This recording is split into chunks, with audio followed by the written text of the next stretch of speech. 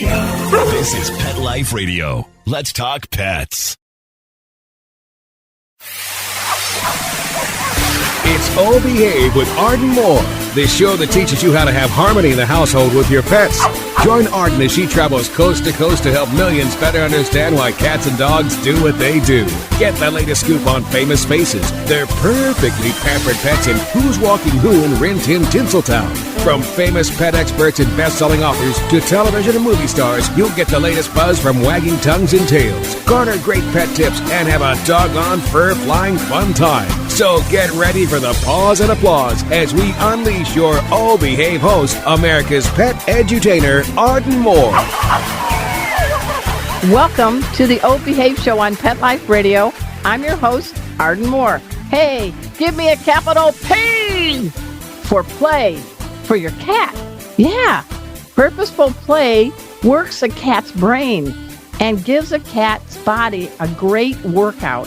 Now here to share some surprising insights into the do's and don'ts of playing with your cat is one of the top cat behavior specialists on the planet.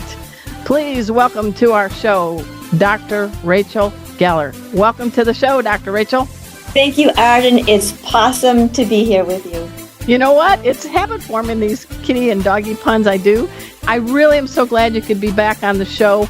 But first, we got to take this commercial break. So sit and purr. We'll be right back.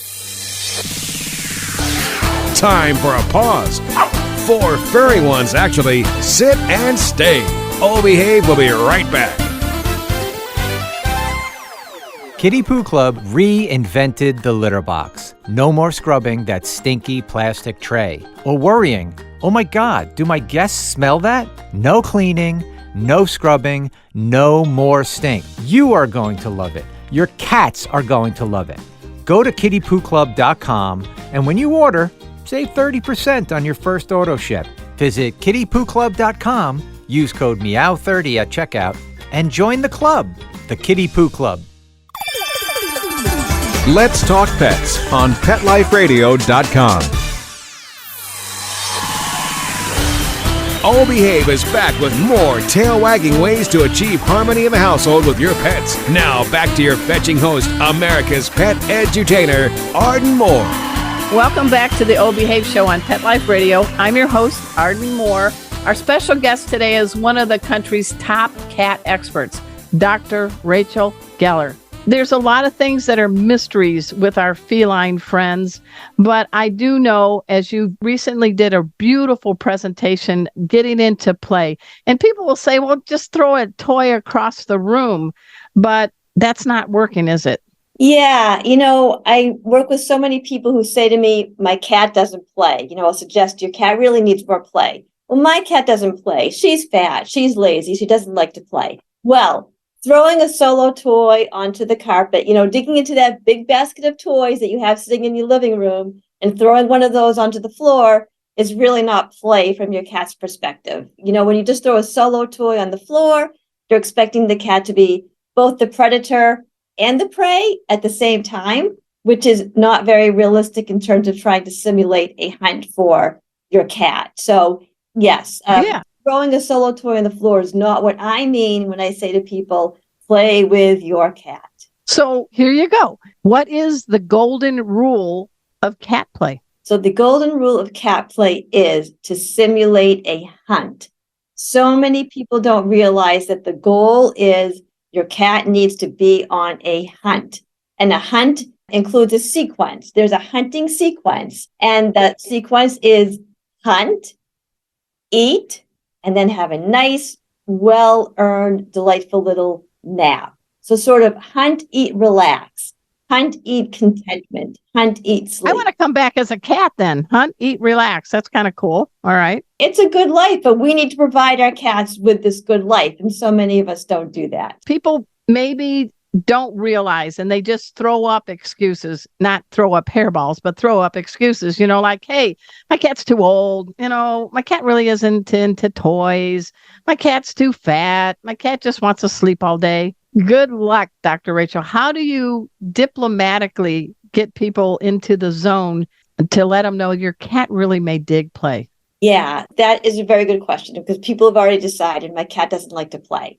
But so my goal is to figure out with this person, all right, what's really going on here? Is this person, simulating a hunt? So if you've tried playing with your cat and you never end the sessions with that sort of final wind down as the toy, the prey, is getting tired, the cat captures it, and the cat eats the prey. So if you're not following every session with the food to simulate that, that catch and kill and then eating the capture, if you're not following every play session with food, you may have inadvertently taught your cat that your play sessions are completely pointless.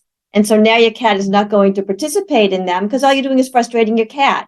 He hunts, he captures, but he never gets to eat. So, that's sort of like the whole point of the hunt. The other thing is I find a lot of people give up too soon. So they wave a toy around a little bit and they say, oh, my cat's not playing, and they walk away. But, cats do go through this hunting sequence. So perhaps the cat was sizing things up, planning a strategy, thinking about her next move. So give your cat more than like a few seconds before you decide that she's not going to play. Yeah, cat time is a lot different than people time, right? That is exactly right. And just like people, cats all have their different preferences. So, maybe some cats might jump right in. There are people when they go to the swimming pool, jump right in and do a cannonball. And there are other people when they go to that same exact swimming pool, dip in one toe and go in very slowly. So just like that. We have our own styles, right, of how we approach something and how we think things through, cats are the same. So, find out what kind of hunter and thinker and strategizer your cat is, and then work with your cat with her style. Now, we got to answer the so what. All right, so my cat needs to play, but there's benefits behavior-wise, right, Dr. Geller? What are the benefits to us humans to getting a cat to really have purposeful play? Well, your cat's going to be happier, and that's the most important thing. We want our cats to be happy, right? And every time you do a beneficial play session and your cat gets that capture and she's feeling really great and proud of herself, you're at the helm. So all of that is being associated with you. But for so many people who come to me, and I'm sure you hear the same thing with cat behavior problems, my cat's biting my ankles, my cat is pushing items off the shelves. Well, if the only stimulation in your cat's life is your ankles as you're walking by or knocking something off a shelf, that's what your cat is going to do. And then humans say, my cat is aggressive or my cat is destructive. So regular play sessions. No, your cat is bored and needs help. Your cat is bored. Your cat is stressed. Your cat has pent up tension. Provide these play sessions with your cat and those behaviors will go away.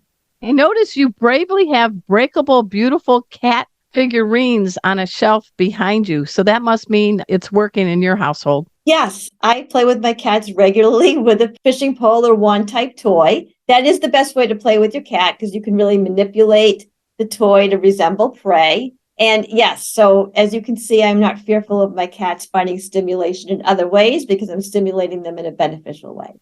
All right. There's some do's and don'ts to using like a feather wand or a wand toy. So give us a few of those because we need to learn how to play with our cats and we may be doing it all wrong. Yeah, I see so many people take the wand toy and dangle it like crazy, like right in front of the cat's face. Well, there is no prey that is going to fly into the cat's face and wiggle itself around in a crazy motion. Prey wants to survive, and that really is not in a survival instinct for prey. So no, that's a suicide mission. Exactly. So that's like a signal to your cat that it's not realistic. So your cat's not going to buy into it. So don't wiggle the toy around in some crazy fashion right in the cat's face. And the other thing is prey moves away from the cat. Prey wants to escape from the cat. Prey doesn't go towards the cat. So make sure you're using a motion that's realistic. And I would say the last really, really important thing is to be unpredictable. So people who just sit there with the wand toy and go up and down, back and forth, back and forth. Well, that doesn't resemble how prey would act. Prey might scurry under the furniture or run across the floor to escape. Prey might play dead a little bit to try to trick the cat.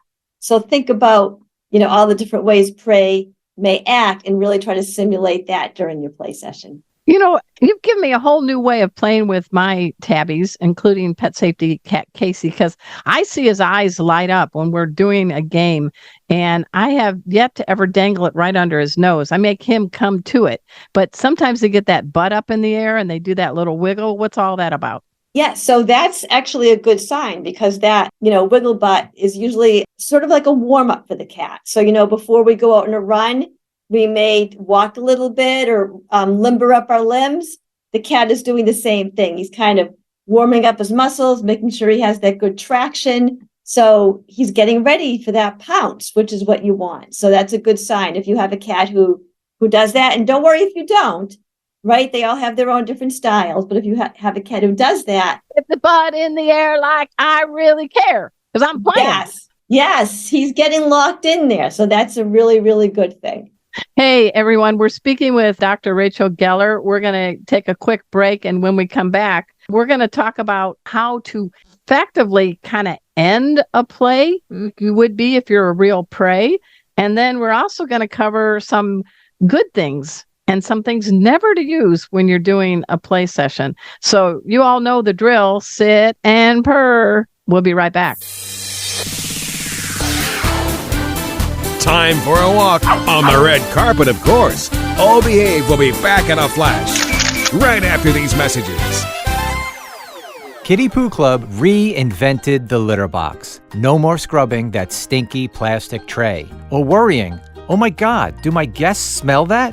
Kitty Poo Club has solved the stink. And now the worst part of cat ownership is hassle-free. No cleaning, no scrubbing, no more stink. And the best thing is, you don't have to buy some oversized contraption that will break down. Kitty Poo Club litter boxes are manufactured to make your life easier. You have one cat? Easy peasy. A small mountain lion? No problem. You are going to love it. Your cats are going to love it. Believe me, there are good reasons why we sold over 3 million boxes. Go to kittypooclub.com, read the amazing reviews, and when you order, save 30% on your first auto ship. Visit kittypooclub.com, use code MEOW30 at checkout, and join the club, the Kitty Poo Club. Let's talk pets. Let's talk pets On Pet Life Radio. Pet Life Radio. PetLifeRadio.com. Hey, this is Allie Sweeney from Pigs of Our Lives and The Biggest Loser, and you're listening to Arden Moore on the O Behave Show on Pet Life Radio. We're back from the lot. Just checked the paper and we had a record showing at the box. The litter box, that is. Now back to Oh Behave. Here's Arden. Welcome back to the O Behave Show on Pet Life Radio. I have my really great friend and amazing cat expert. We're talking about Dr. Rachel Geller. She is a cat behavior specialist. I want everybody, what's your website so we can dash to after the show? Thank you. My website is drrachelcatbehavior.com. So drrachelcatbehavior.com. And you're also a Red Sox fan, right? I am a huge Red Sox fan. I've had season tickets since 1985. Wow. Yeah, big Red Sox fan. From diapers to now. That's pretty awesome. I'm impressed, right? Well, yes, thank you. Yeah, you're welcome. Well, you give ageless advice. So let's dive in about how to wrap up a play session. How long should it be? And I know you shouldn't have a crowd of other cats watching while you're doing this one-on-one, but get into the mind of a prey for all these people out there. So how do you effectively do it so the cat can actually catch it and get it? I love this question because people will say to me, oh, I played with my cat for 2 hours and she still wasn't tired out. Well, if you don't end the session properly, no matter how long you play, your cat's going to still be revved up and looking for that capture. So the idea isn't to tire the cat out. The idea is, again, to simulate a hunt. So when you're ready for the session to end, and think about, 10 to 15 minutes, that would be like the normal amount of time that a cat would hunt if the cat were living outside. So about 10 or 15 minutes, you don't just want to say, oh, well, will you look at the time? Session over, flop down the wand and walk away. No. What we want to do is, remember, we're simulating a hunt. The prey is getting tired. The prey is getting injured.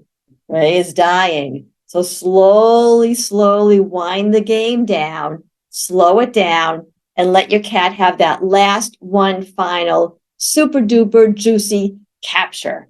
Let him physically feel that capture between his paws or between his teeth, however your cat likes to capture, and then follow the game immediately with a treat that you know your cat really loves.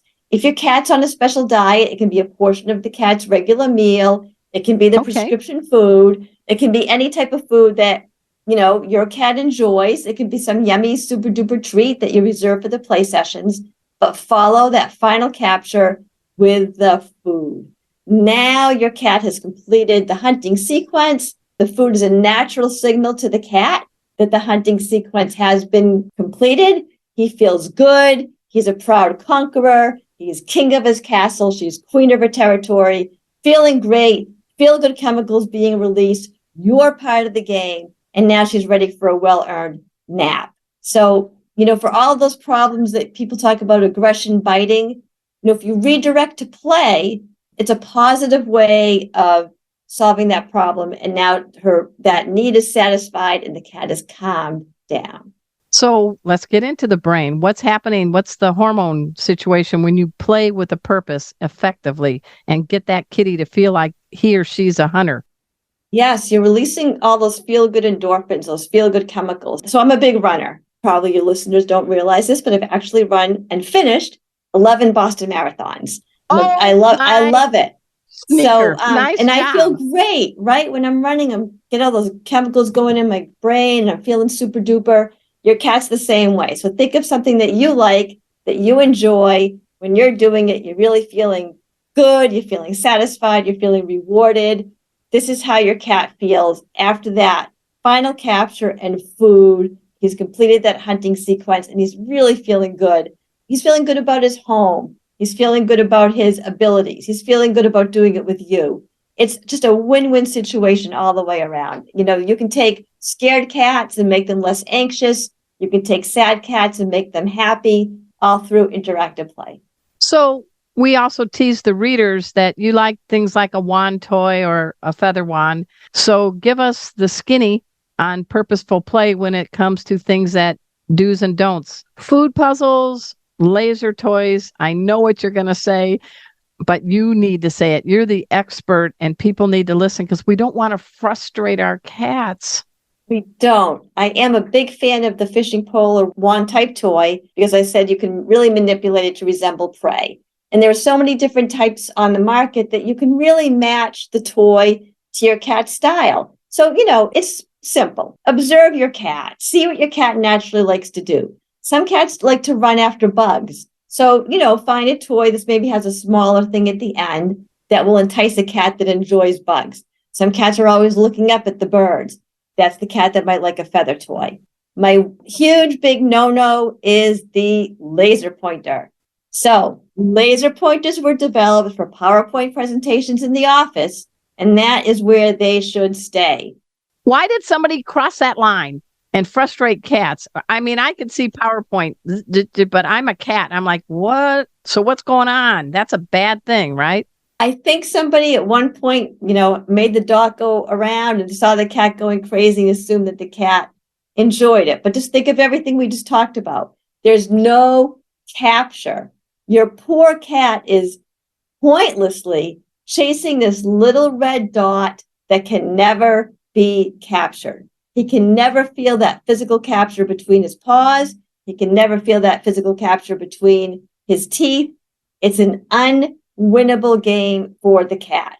And worse, it increases or causes frustration, anxiety, and tension and stress, the exact thing we want to reduce through play. So, it's not a good toy for a cat. I toss the laser pointers. Yeah, me buying a lotto ticket and scratching it off and frustrated again, empty, empty, empty.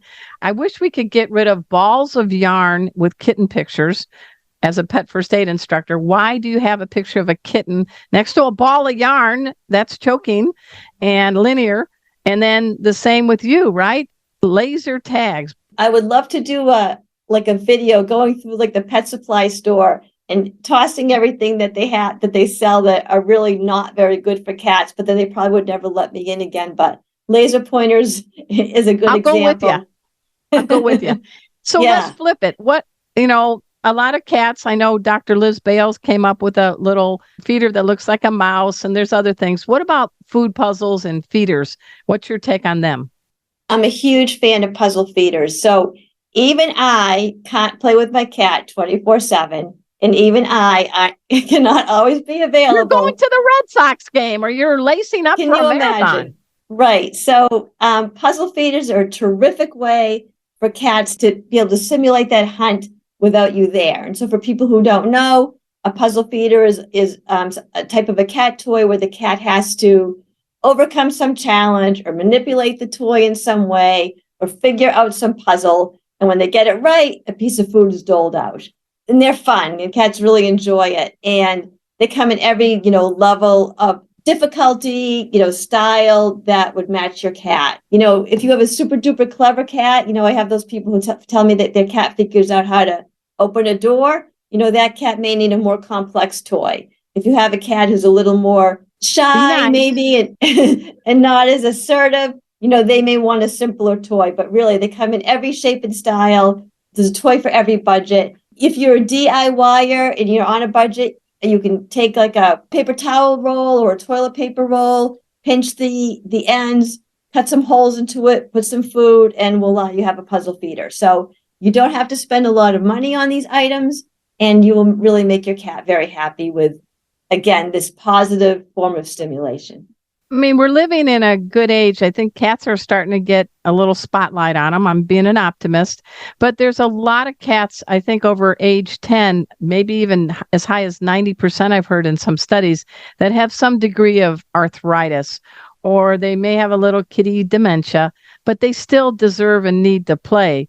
So any tips for them? They do, and if you think about it, just like people, exercise helps brain health. So if you have a cat who has a little bit of dementia, play is good. And movement is good for arthritis. So, but we do want to make modifications, right? We don't want our cats to get hurt.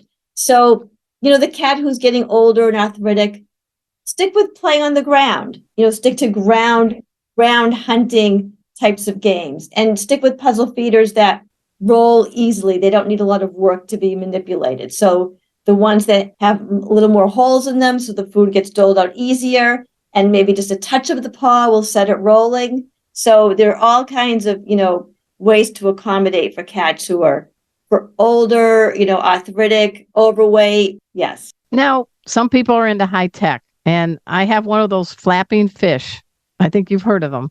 They go nuts for it, but they first are a little intimidated because it's pretty big, but it's battery operated. It isn't cheap. I only use it once in a while, but what's your take on high tech toys? And again, this is like it depends. It depends on your cat. I also had a cat, I bought one of those and she was terrified of it and ran away. So, okay, not a good toy for her. And then, I had another cat who at first he liked it, but the pattern was rather repetitious. So after a while, he became bored with it. So maybe it's a toy that you rotate in and out. And then other cats love it. So if your cat is enjoying it, absolutely let your cat play with that, because it's something the cat can get and grab. So it still fulfills like the other Dr. Rachel qualifications that I have. Well, in my household, we have two seniors, Baxter and Mikey. And then we have two ginger boys, Rusty and Casey. And they're all food motivated. But what do you do for the cat? I can't believe there are actually some cats out there that are kind of like, well, I need food, but it's not something I wake up pining for. What's an alternative instead of food in a puzzle or something? Yeah, so we could use catnip in a puzzle. We could use silvervine. Some cats like the cat grass. So there are definitely ways we can have workarounds for cats who don't love food or aren't particularly food motivated. I know it's hard to believe that there are some cats who... I haven't met any yet, but I know they're out there. I haven't had one personally either, but I do work with people who say my cat just is not, terribly food motivated. One thing you could do too is make sure you're not just leaving out that big bowl of food all day long too. So there are people who say to me, my cat doesn't want to use the puzzle feeder, but then when I dig a little deeper, I'll see that there's food out all day. Cats full. No, all day buffet for the felines. Yeah. We pick up after each meal, clean the bowls, and put them away because we then know who ate what and how much. And that's also important for health issues. Yes. So what's a message you want to give people out there, because cats really make us better humans, and you've dedicated your professional career. And I want everybody to go to drrachelcatbehavior.com after the show. But what's something you'd like to share? I think, as far as the play goes, my main takeaway would be that play is the indoor cat's version of hunting. And so even though our cats are, we keep them indoors, most of us, they do still need to hunt. And I think that people feel like, well, why does the cat need to hunt? I'm presenting her food on a platter every day. But, they still have that same instinct. They need to hunt, they need to stalk, they need to capture, and they need to eat what they caught. So it's really important for our cats' mental health, for their physical health. Cats like to use their bodies and their minds together, and we really need to provide that for our cats. Cats who don't use their bodies and minds together are the cats that become, bored, maybe depressed, and maybe start exhibiting other behavior problems. Yeah, and they don't tell you because they're both prey and predator, but I know Casey gets a mental workout all the time because he helps me teach pet first aid and other things. But for even my old man, Mikey, he's 18, we do little things on the ground, and it's very short sessions. And I don't know if he can really see all that well, but he seems to dig it. And it's just short sessions because I don't know. I think every day we can do something to work our brain and our body is a good thing, whether you're a person, a dog, or a cat, right? Yes. Senior cats, if your cat was outside, even if your cat was older, he would still need to hunt for his food. And cats have a very strong survival instinct. So the cat would want to hunt for his food. He would just choose, as I said before, an accommodation. He may choose something on the ground rather than something up in the air to make it easier. But yes, older cats need to play, overweight cats need to play. Cats with varying disabilities, whether they're blind or they're deaf, they all need to hunt. They all are wired to stalk and to pounce and to capture and then eat what they captured. So this is a necessary part of a cat's life. And we really need to provide this for our cats. Our cats are waiting for us to figure this out. So come on, humans, what's going on? Exactly. Yes. I think this is by far one of the best interviews I've had about a cat topic in a zillion years. And I am so glad you came up and stepped up to the plate and hit a home run for cats on the purpose of play, Dr. Rachel Geller. Thank you. Thank you so much for being a guest on our show. Thank you, Arden. All right. I also want to give a shout out to my producer, Mark Winter. He is the executive producer. Did I get it right this time, Mark? Executive producer of Pet Life Radio. We are the longest running, biggest pet radio network on the planet. And humbly, this show is the longest running pet podcast weekly show since 2007, when I think you were probably on your first or second or third marathon, Rachel. I don't know. I can't do the math. But I hope you all tune in to the shows on Pet Life Radio. Check out our other hosts. Go to ardenmoore.com. Check what I'm doing. And I really hope you do subscribe to my YouTube channel. Easy. Arden Moore. We're getting a lot more people because of great guests like Dr. Rachel Geller. So until next time, this is your flea-free host, Arden Moore, delivering just 2 words to all you 2, 3, and 4-leggers out there. Oh, behave. Coast to coast and around the world, it's Oh Behave with Arden Moore. Find out why cats and dogs do the things they do and get the latest buzz from wagging tongues and tails in Rin Tin Tinseltown. From famous pet experts and best-selling authors to television and movie stars, you'll get great tail-wagging pet tips and have a fur-flying fun time. All Behave with America's pet edutainer, Arden Moore. Every week on demand, only on PetLifeRadio.com.